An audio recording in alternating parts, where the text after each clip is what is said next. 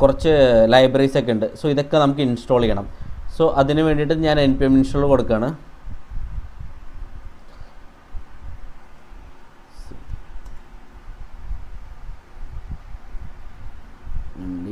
npm install.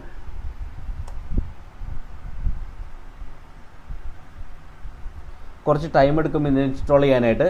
So dependencies എല്ലാം successfully install ആകുമെന്ന് നമുക്ക് ചെക്ക് ചെയ്യണം. ഓക്കെ,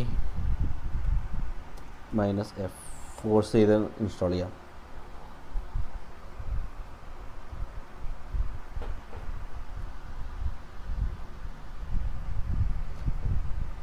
നമുക്ക് മീൻവെയിൽ നമുക്ക് പ്രൊജക്റ്റിൻ്റെ ഒരു ഫോൾഡർ സ്ട്രക്ചറൊക്കെ ഗോ ത്രൂ ചെയ്യാം എന്താണെന്നുള്ളത്. സോ ഇത് പ്രൊജക്റ്റിൻ്റെ സ്ട്രക്ചർ ഓവർവ്യൂ ആണ് ഞാനിവിടെ പറയുന്നത്. നമ്മുടെ പ്രൊജക്റ്റ് സ്ട്രക്ചർ പഴയ പ്രൊജക്ട്സ് പോലെ തന്നെയാണ്